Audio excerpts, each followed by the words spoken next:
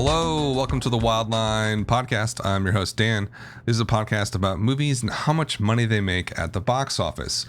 So I took a little bit of a vacation last weekend. I wanted to do a couple episodes last week. But once you get down into Florida, where I was for Thanksgiving, and you get in that sun, you get next to the ocean, everything just sort of washes away. So I skipped last week, and I'm going to do a little bit of a broader review this week for the holiday weekend. Let's just dive right into the top 10 and go from there. So coming at number one this weekend was Moana, the Disney animated film that opened for the 3-day weekend at $56 million.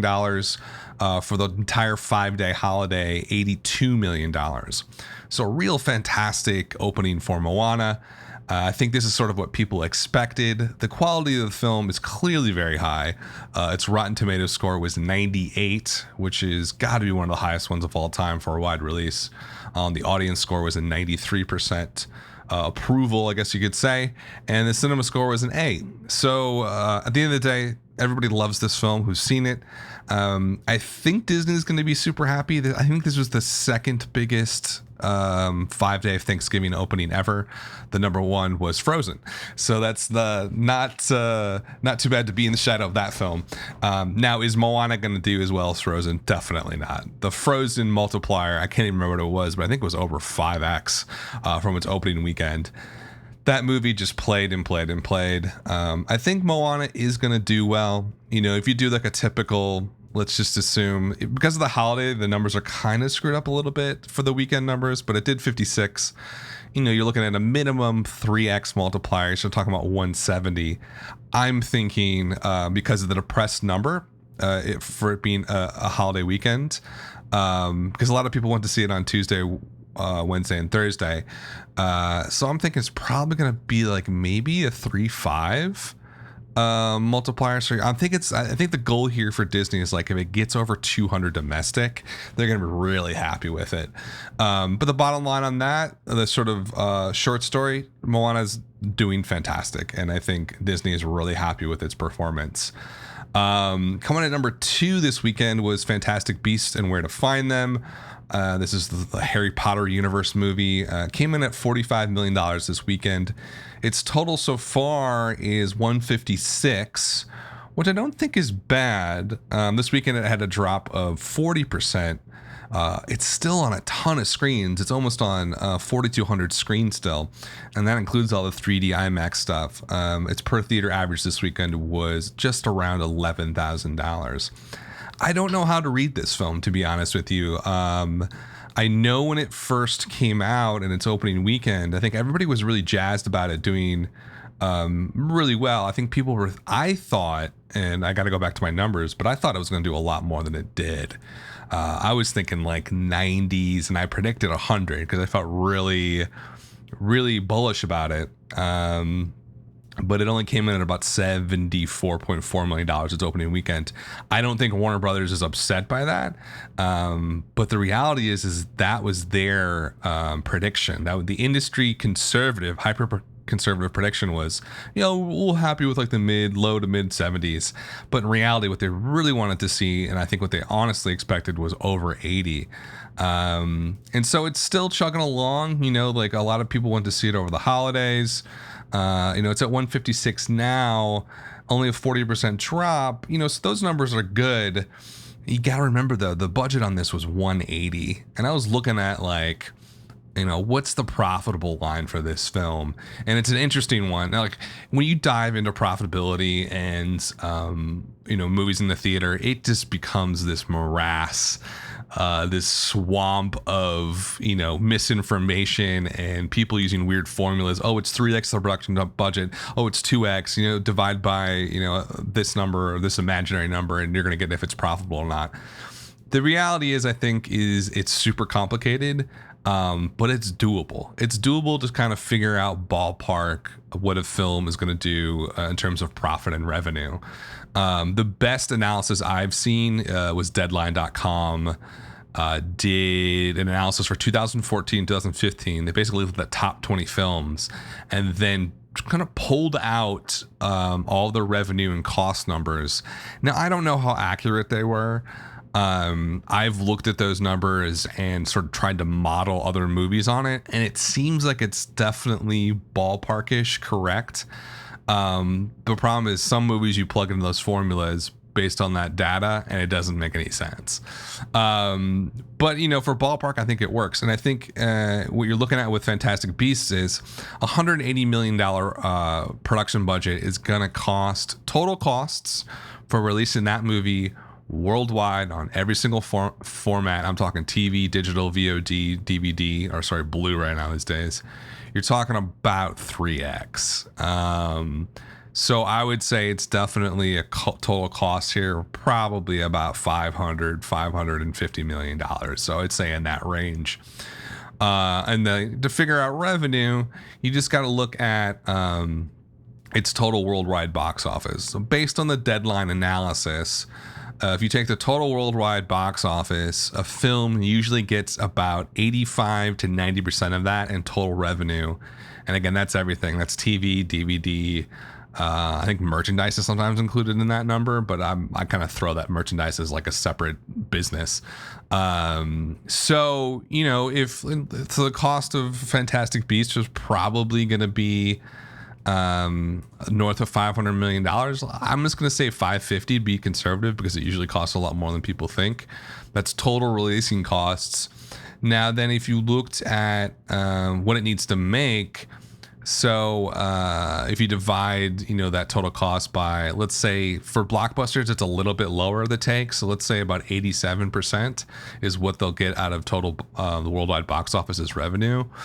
So you're looking at least $632 million worldwide.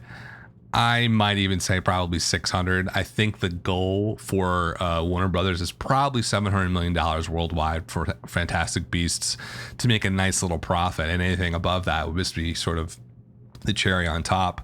Is it going to make that? I mean, it opened at 74. Let's say it does a 3 multiplier. Ends in the low to 200 millions, like 220 or something like that. And then the next, I'm so like getting deep down into the algebra of box office, but this is a nerd podcast, so you've been forewarned. So if it does like $220 million domestically in the United States, the breakdown for these films usually in terms of its domestic take versus international take is really kind of different than most movies. Like the Harry Potter movies are almost like a 70% international, 30% domestic. I think for this movie, it's going to be a little bit more domestic. So I'm going to just assume that its domestic take is around 32%. So if it does about 220 domestically, you're looking at about 690 worldwide. I think this thing's in the clear. It's gonna clear that hurdle pretty easily and make a nice little profit. Maybe not like $100 million profit, but maybe $50 million. And I think Warner Bros. Will be super happy with that. And then of course, they've got other stuff to sell, like the merchandise and the books and stuff like that. So I think they're going to be decently happy with it. I think they wanted it to be just a little tad bit more. I think they wanted it to be assured $100 million profit for the studio, and I don't think that is where it's at right now. So a good performance, but not a fantastic performance. Coming at number 3 was Doctor Strange this weekend with $13.7 million. Fantastic 22% drop. That is awesome.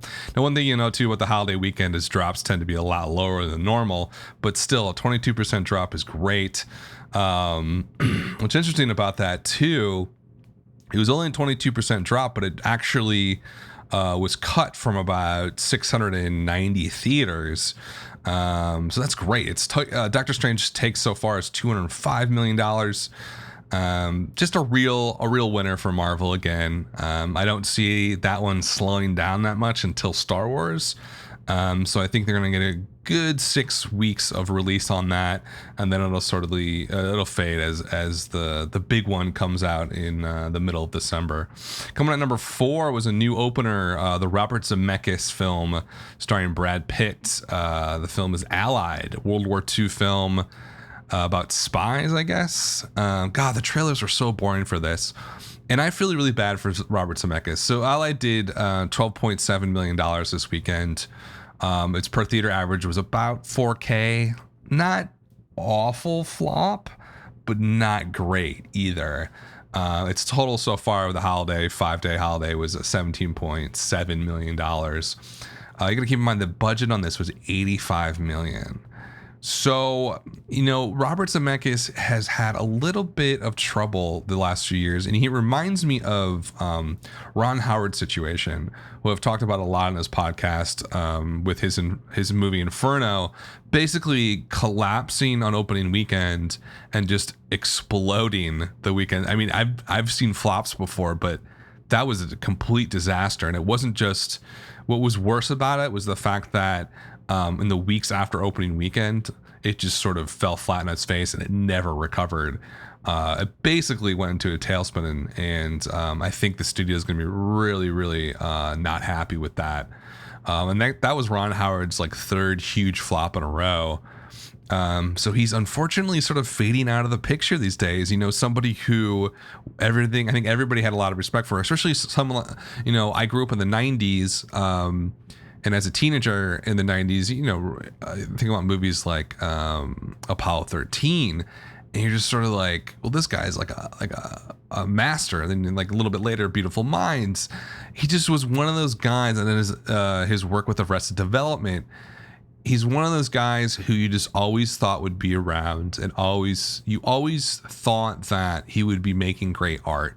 And to see him fade and fail like he has, dude, it is sad. It is sad.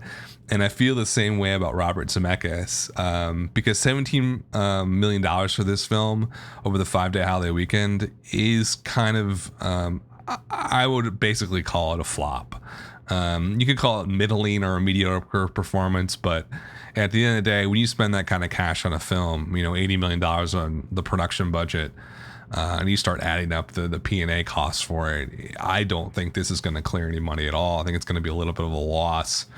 And it sucks for Robert Zemeckis just because he had a flop last year too with The Walk.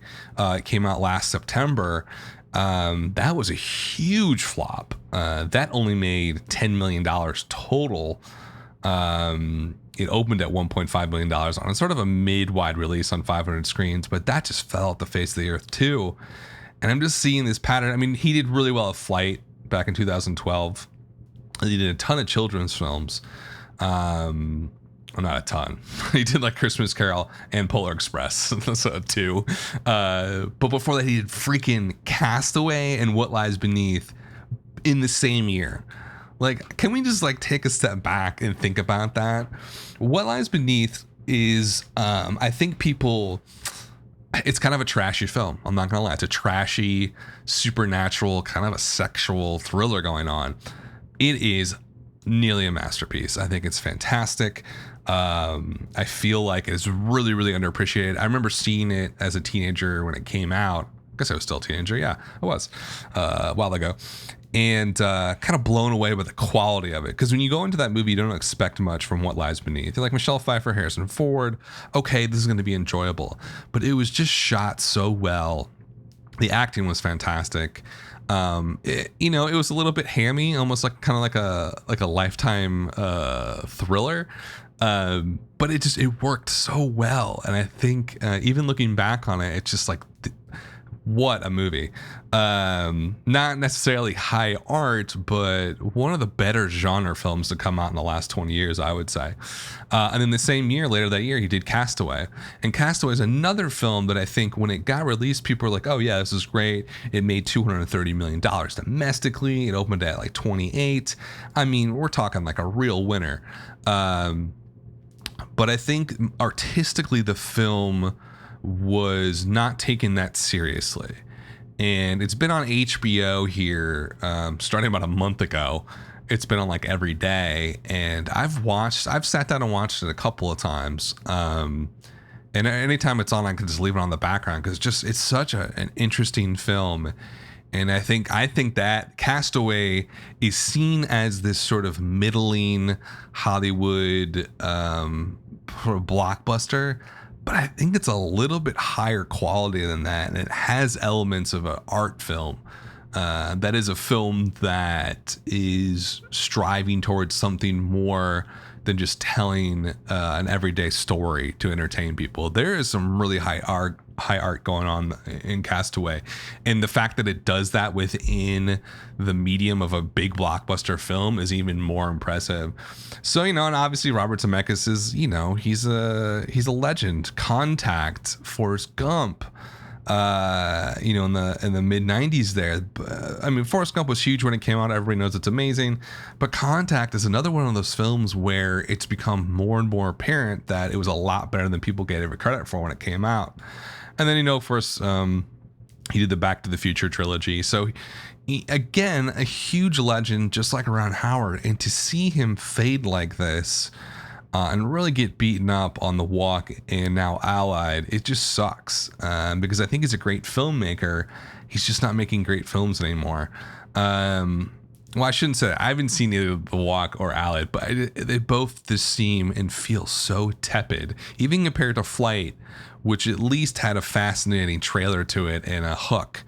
There's no the hook on The Walk was like, well, there was a documentary about that movie like 4 years before that. I was like, why would I want to see a film about this when the documentary I think is considered to be amazing, and sort of the authority on the guy walking on the wire between the World Trade Center.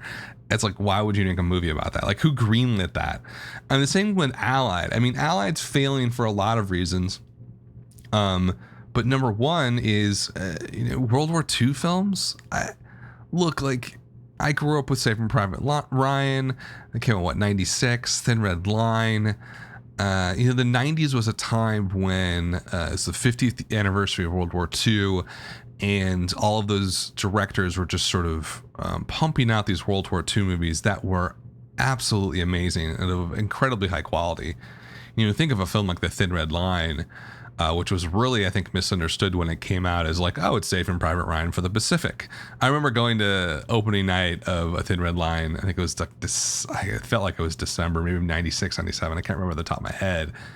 But it was so clear that everybody in the theater just thought like, oh, it's going to be another World War II movie. It's going to be like Saving Private Ryan. They're going to like storm the beach. And then Thin Red Line happened, and it was just like, what is this?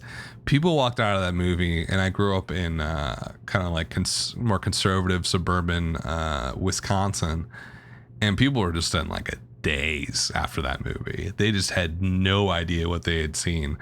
So World War II is, was covered heavily in the 90s, and the last decade as well. And you think about stuff like, even on the TV spectrum, like Band of Brothers is a masterpiece. The Pacific, I think, is even better than Band of Brothers. So it's not like World War II has not been extensively explored. And then, of course, you have Quentin Tarantino's Inglourious Bastards.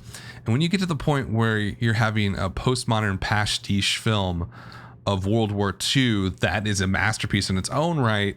And I think it is. Some people agree with that, but I think it's probably his second best or third best film. And I think he's amazing. You're getting to the point where the genre is getting very tired. And when Allied came up, the idea of it seems fantastic. Robert Zemeckis, Brad Pitt, like, this is going to be awesome.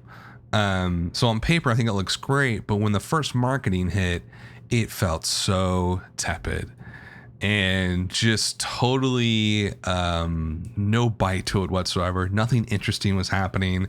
And then I know they recut the trailer and released another one that was a little bit better, but it just seemed like, you couldn't tell what it was about, really. You could realize it took place in World War II, but it looked so boring. And I think that's what happened, is basically it looked boring. The Robert Zemeckis name doesn't mean much to people anymore. It means to a lot to people who follow movies and probably in the industry, but the general audiences don't care who the director is most of the time, unless it's like David Fincher. So pretty sad for Allied. I don't see it going anywhere. It might stick around a bit just because it's counter programming to the the other movies in the top 10. It's definitely going to skew over 25, maybe probably over 50. But a lot of those people don't go to movies. Remember, the 12 to 17 is the biggest movie going range per capita. So I think it's going to fizzle out, sadly, for Robert Zemeckis. and Brad Pitt on that one. But, again, it's a super competitive industry and field nowadays. You have to make great films. That's it. Like, you have to make great films, and they have to be marketed in a way that is super exciting. If you don't, you're going to fail. And that's what's happening to Allied right now. Coming in at number 5, that was my long Allied rant. Coming in at number 5 was Arrival with $11.4 million. A phenomenal 5% drop. 5% only. Like, what? Again, it's the holiday, so it's a little bit skewed, but it's really not that skewed. A 5% drop is outrageously good. It actually added 100 theaters last weekend. Its total so far for Arrival is $62 million. It's only in its third weekend. Its per theater average was a great $4,700 this weekend. So Arrival, I think, is going to stick around. The cinema score on Arrival was a little bit lower than I think the industry had expected. It only came in at a B, which is pretty low. Like, that's sort of like a C in like a normal scale, an A to F scale, maybe even like a C minus. But I think people, I don't know what's going on. People kind of got over that, or that was maybe a skewed cinema score because people are keep going to it. And I think that's another reason why Allied got hurt, is I think Arrival is taking some of that movie's audience, the older audience, away. But great stuff from Arrival. Coming at number 6 was Trolls. I hate talking about this movie, but I guess I have to. Trolls came in at $10.6 million, a good 39% drop. That's not bad at all. Dropped about 600 theaters as well. It's at 135 million in its fourth week end. So, Trolls is doing well. Obviously, Moana took a lot of the fire out of it, but not that much. I thought it might even drop a little bit higher in the 40s or maybe even 50s. Now that it's got some real competition, but no, it's kind of sticking around there. Number 7 was a new release, Bad Santa 2, with $6.1 million. That's on about 3,000 screens. Its per theater average was a horrific $2,100 on its opening weekend. Its total for the 5-day holiday weekend was $9.1 million. So obviously this is the sequel to the Billy Bob Thornton Bad Santa, which I had no idea came out in 2003. I gotta check and see if that's right. Someone mentioned that on another podcast or some show, and I was like, wait, 2003? So it's been a while. It's been a while since the original, and I think the original became a cult classic. When it came out, it did okay, but I think it really found its legs on DVD. And I think people just began to love the movie. I hated the movie when it came out because I thought it was so crude. But I was a younger man back then, and I caught Bad Santa on TV probably about a month ago, and I was really surprised how much better I liked it now than I did before. You sort of realize that once you get past the crudeness in the original, there is this heartwarming story about, this kind of old alcoholic man who's got nobody, and he befriends this kid and kind of helps him out a little bit in life. So there is a kind of a heartwarming story there at the bottom of it. But apparently Bad Santa 2 is just all the crudeness and no heart of gold. And I think audiences responded very negatively to the film. Its cinema score was a C+, which is awful. That's like definitely a failing grade for cinema score. And on Rotten Tomatoes, 25% on Rotten Tomatoes, which is terrible, but even worse is that 46% audience score. So the people who wanted to see this wanted to see it and hated it. So that movie will disappear quite quickly from the theaters. And I think people question, why do you even make a sequel like that, whatever it was, 13 years later now. It reminds me a lot of the Zoolander 2 sequel. And also this year, Bridget Jones' Diary, the newer one. It's just like these movies that had an impact, way back, over 10, if it's over 10 years since the original, like, you gotta do something special. Obviously there's exceptions, like look at Jurassic World. I forget where the last one came out, but it was over 10 years ago, and that in Jurassic World just crushed it, like hit it out of the park. But for like these smaller, but that was a huge franchise. With a smaller film like Zoolander, which also didn't do that well when it came out, but became a cult movie. It kind of matches this pattern of Bad Santa, where a film that is financially sort of a poor performer initially finds this cultural cachet through like people watching it on cable and on DVD and a different viewing experience, and then like they try to cash in on it with a sequel and it just falls flat in its face. Also thinking about maybe even like Blair Witch is another really good example. The original came out in 99, and this the second one was the one that came out this year was kind of a true sequel to that, almost like a reboot, and absolute failure. So I don't know what's going on with Hollywood, where they think that they can greenlight these sequels to very old films and expect them to do well. It's not working. So it also sort of demonstrates that the industry doesn't really know what to do right now a lot. Like they're kind of throwing stuff on the wall and seeing what sticks. And these sequels like Bad Santa 2 are definitely not sticking. So that was number 7. And next up, we have, what do we got here? Oh, Almost Christmas coming at number 8 with $5.6 million. Great 21% drop. That makes sense because it's a Christmas movie and people want to go see it with their family on the holidays. So a good drop there. Its total so far is $34.6 million. That's only on a $17 million budget. So I think Almost Christmas, can be deemed a success for Universal. Coming at number 9 was Hacksaw Ridge with $5.5 million. Also another fantastic drop, 17% drop from last weekend, even though it lost 600 screens.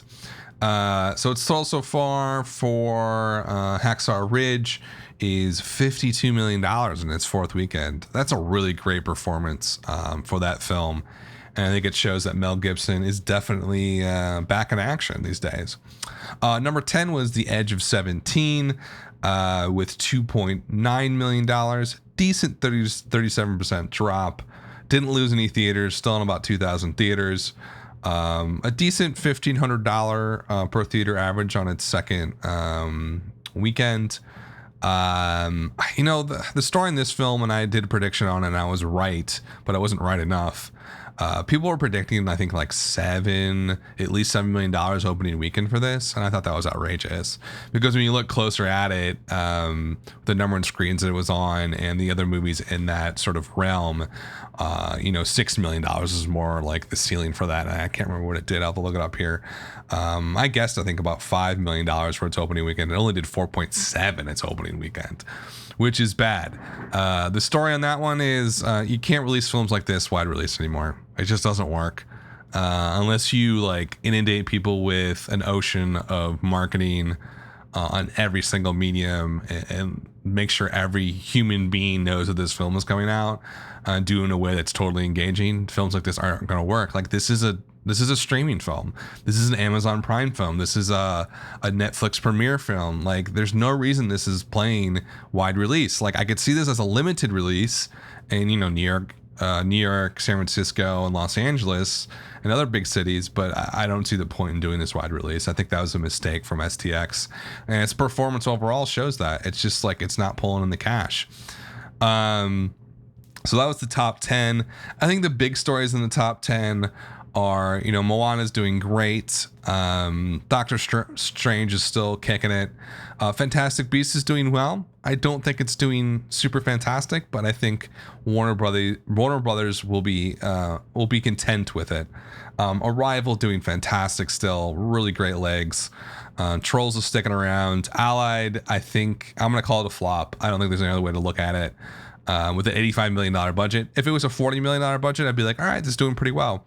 But at that big of a budget, with a marketing budget on that too, I don't think it's going to make a ton of money, if any money at all. Bad Santa flop.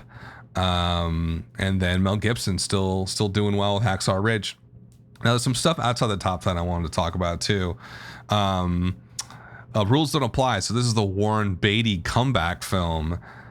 He wrote and directed it, and it is the worst wide release opening of 2016. And I could have told you that the moment I saw the trailers for it. This has no place being a wide release. I don't know whoever thought maybe, this is a Fox film. I think Warren Beatty probably maybe threw his weight around on it and said he wanted to be wide.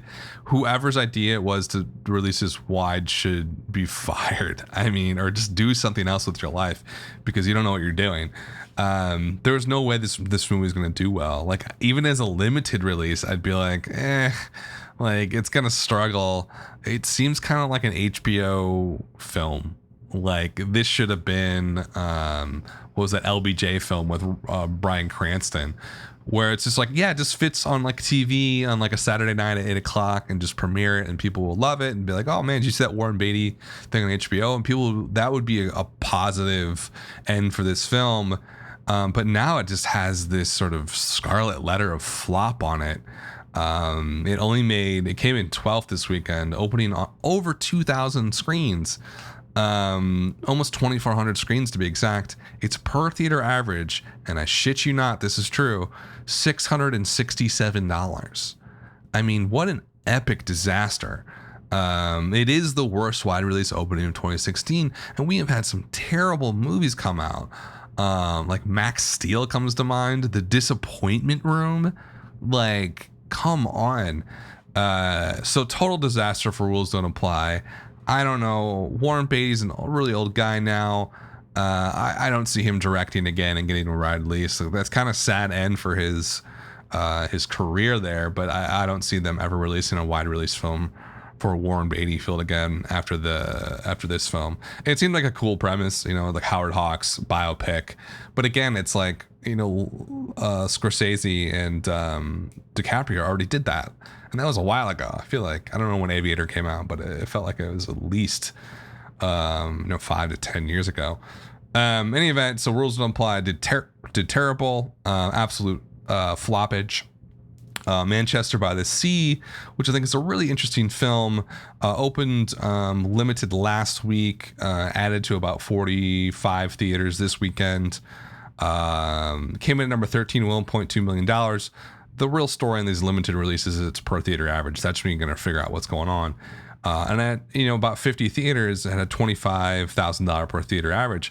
That's pretty good. That's not bad at all. And there's a lot of buzz, I think, for Casey Affleck and Michelle Williams Oscar talk. But there's definitely some weird stories about Casey Affleck on the news now. He did that weird performance art piece film documentary with Joaquin Phoenix called I'm Still Here about 6 years ago. And apparently there are some sexual harassment complaints filed against Casey Affleck. So I think that's going to hurt his Oscar buzz a little bit. It's like a really strange environment now where, people will make art. And I'm thinking a lot of Birth of Nation this year. People will make a movie and people really like it. And then these stories will come out about the personal life of that director or that actor. And it really hurts them, and it feels a little bit different than it used to, for better or for worse. I think in a lot of ways it's really good that this stuff is coming out and people have to deal with what they've done in their life and face it. On the other hand, it does tend to lend itself to a trial by public opinion, which can get dangerous really quickly. But I don't know how it's going to affect Casey Affleck and Manchester by the Sea. The movie apparently is fantastic. It's doing great in limited release, and I expect it to keep doing well in limited release, but it's starting to hit that inflection point. So it's at $25,000 per theater right now. Once it starts jumping up to over 100 screens, you're going to see that per theater average start dropping a lot. And once it gets to a certain range, like below 2,000, then they'll start cutting it. So it's sort of like running out the clock here and keeping that per theater average above 2,000, 3,000 to stay in the theaters. So Manchester by the Sea, Moonlight. Speaking of a limited release, it has hit that inflection point, and its 6-week Moonlight's did $1.2 million. Its total so far is $8.5 million. On 600 screens. I'd never expected that film to be on 600 screens. I just expected it to be in the big cities and nowhere else, but it did well enough where they expanded it out. But now it is starting to contract. Lost about 30 screens this weekend. Its per theater average has gone below the Mendoza line. It is at $1,900 for the last weekend. So you will see Moonlight probably disappear from the major city theaters here in the next couple of weeks. But I think it did well enough where it's going to get a lot of Oscar buzz. It already does, and I don't see that going away. Other sort of big stories here from like the top 30 or whatever. Nocturnal Animals, that's the Tom Ford film. That was on limited release for a bit. This weekend, it got bumped up to 130 screens. Did about $800,000 for the weekend. That's not bad. Its per theater average was $6,600. I don't see it expanding much more than this because it's kind of in that sweet spot now. If you tried to add Nocturnal Animals to a lot more theaters, I think it's going to start to bottom out. So not a fantastic performance for that film. Definitely a decent performance, but I think Tom Ford and Focus Features definitely wanted to go a lot higher than that. I think its Oscar buzz is going to get hurt by this performance, to be honest with you. If it's... if it had, come out of the gate with like it was still at like a 15K per theater average, I'm thinking it might expand a lot more. But if theaters aren't making money, they're not going to book the film. So I don't see that happening. So I think, I really want to see that movie, by the way. Nocturnal, The Single Man, or A Single Man? A Single Man was Tom Ford's first movie, and one of my favorite films. Probably in my top 50 all time. That's outrageous to say, but it is. So everyone, I see that film, but I don't think it's going to be, I don't think it's becoming a national anytime soon. And then the other big stories, I'm trying to go through this here and see if there's anything that sticks out to me. The one thing that did stick out to me was Billy Lynn's Long Halftime Walk. Came in at number 27 this weekend. Only did $200,000 total. The film, for some reason, was opened wide. There's no audience for it. Not that I could see. There's no quadrant that I could see that it played to. It's still on almost 1,200 screens. It dropped 77%. And this is a weekend where the drops have been really mild. It dropped 77% this weekend. Its per theater average was $174 this weekend. That just blew me away. That is an epic disaster for that film and TriStar and Ang Lee. I think just poor conceptualization. There was a ton of marketing for it. It just didn't connect or click with anybody. There was no audience for this film. And if I was a studio exec or something, or in charge of releasing these films, you got to think, come on, like Ang Lee is a wonderful director. It seemed like an interesting idea, but not really maybe a fully fleshed out idea from a marketing perspective. I couldn't tell you what the movie's about. I know that it's a war film. I know that it might take a sort of controversial angle on that. I know it was shot in a new style of film at a higher frame rate than normal film. And that's about it. And none of those things make me want to go see it at all. And I think most other people feel the same way. And then Inferno, oh my God. It only made, it's in its fifth weekend and it made $150K. Compare that to, even Moonlight made $1.2 million in its sixth weekend. Or, Hacksaw Ridge in its fourth weekend, it was making $5.5 million. Inferno just basically imploded. A 76% drop this weekend. Oh, that is so bad. This basically got kicked out of theaters. It's down to 165 theaters this last weekend. I think it's going to be gone this upcoming weekend. I don't think you're going to have a hard time finding where to see that movie.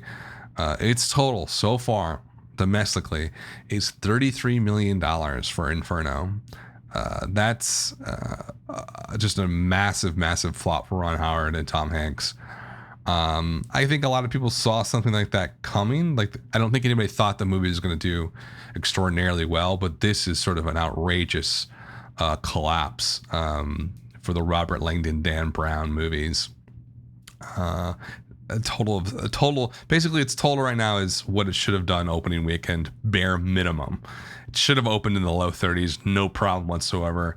It's going to end about the mid 30s total. I think that's mostly it. I mean, the other stuff sticking around. Hell, Pete's Dragon's still in theaters. It's been out for 16 weeks, and Secret Life of Pets 21 weeks. You notice all the children's films just stick around for a super long time. Finding Dory still in 78 theaters, and it's sixth month of being released. Any event, that's sort of a breakdown of the almost like the top 30. I want to do a little bit of extended one just because I missed last week, but I'm going to be back this week with predictions for the movies coming out this weekend. The only big one, I guess, is I'm looking at the release schedule. Is this right? No way. I guess the only movie coming out is Incarnate. I don't even know what that is. From High Top Releasing. What am I in Bizarro World? Who's High Top Releasing and what is this movie? Aaron Eckhart's in it. Weird. So I'll talk about that maybe later this week. I might even skip the later episode just because I probably won't skip it. I'll talk about what the movies that are already out are going to do next weekend instead of spending a half hour talking about Incarnate, which is probably isn't worth 5 minutes. Man, it is barren for the next 2 weeks until Friday the 16th.